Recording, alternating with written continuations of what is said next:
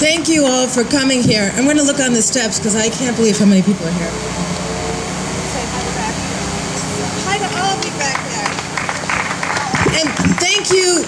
I see mothers and grandmothers and fathers and sons and kids. I love you kids.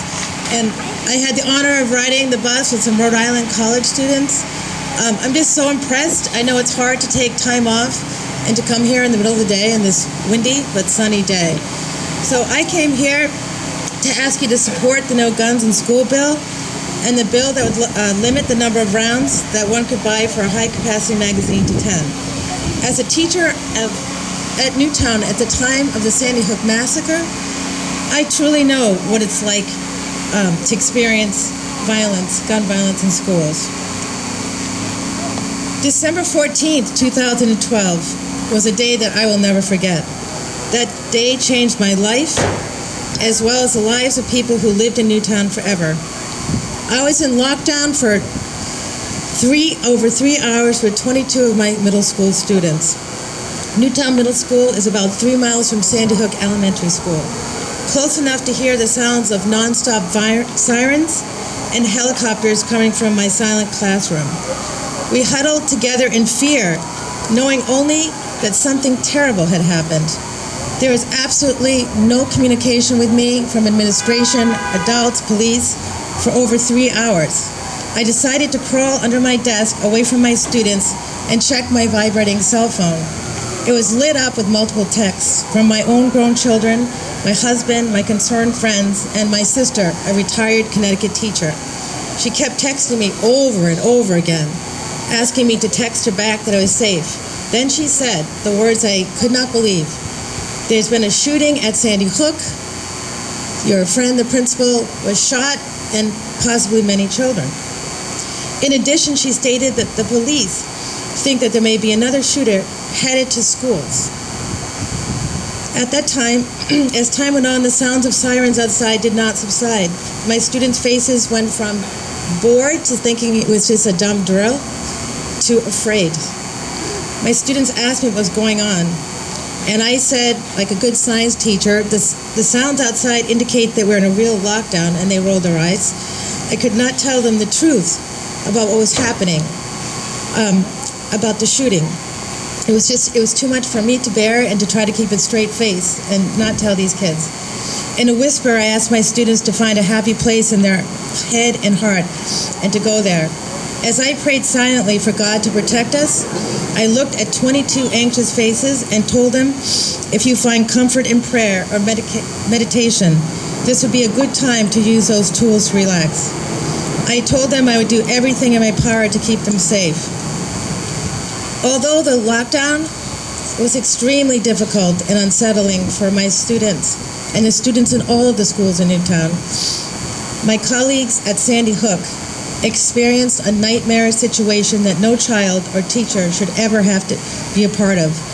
All of the teachers, students, and staff in Newtown, we did our very best to keep everyone safe. 6 Sandy Hook teachers lost their lives protecting their students, and 20 first graders were murdered. It was after lockdown that I learned the news that I had lost 5 teaching colleagues and 20 first graders. My heart froze with sadness and lit up with anger. I tried to make sense of how something like this could happen in my school district. Newtown is a caring and connected community. We all knew someone who had died or had lost a loved one in the shooting. Overnight, my wonderful, safe town was transformed into a memorial for all those who lost their lives. So I retired in June of 2014, a very difficult decision, as I love to teach, and made Rhode Island my permanent home. I left my profession so I could commit myself to do everything in my power to make sure that children are safe in schools. It is their right to be able to learn in a supportive, loving environment free from fear. Right now, students are not safe. There have been over 100 school-related shootings since Sandy Hook. Allowing people in Rhode Island with a permit to carry concealed weapons in schools does not make sense to me. Quite frankly, it scares me to death. Guns do not belong in schools. The only person who should be allowed to carry a gun in a school is a trained police officer or a resource officer. The reason that 11 children were able to run from the Sandy Hook shooter to their safety is that he had to reload his gun. In addition, bystanders knocked down Gabby Gifford's shooter when he attempted to reload his gun.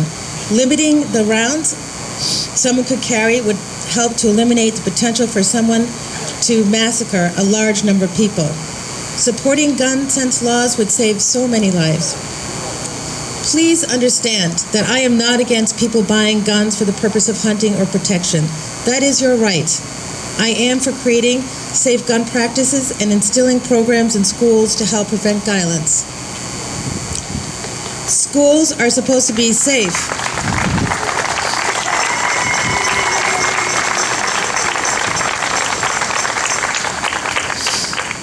And as a Sandy Hook Promise leader, that's where another hat I wear is, and with the Education Foundation, with the coalition, is I spend a lot of time talking to youth, high school, college, young students, and working on putting in some really good research programs into our schools in Rhode Island.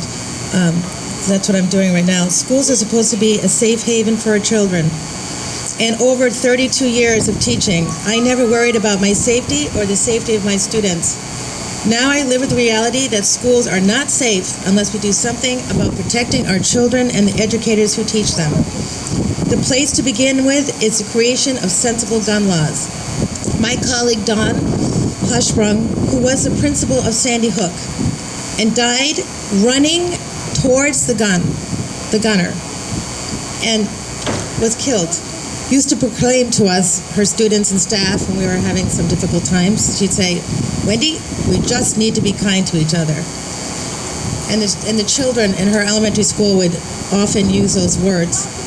And after her passing, all the school buses wrote those exact words on their buses. I think they're probably still there. Kindness does not include using a gun to make a point. Thank you for listening, and please look into your heart and know that supporting the No Guns in School bill and the bill limiting high-capacity magazine to 10 rounds is the right thing to do to protect our Rhode Island children. Thank you.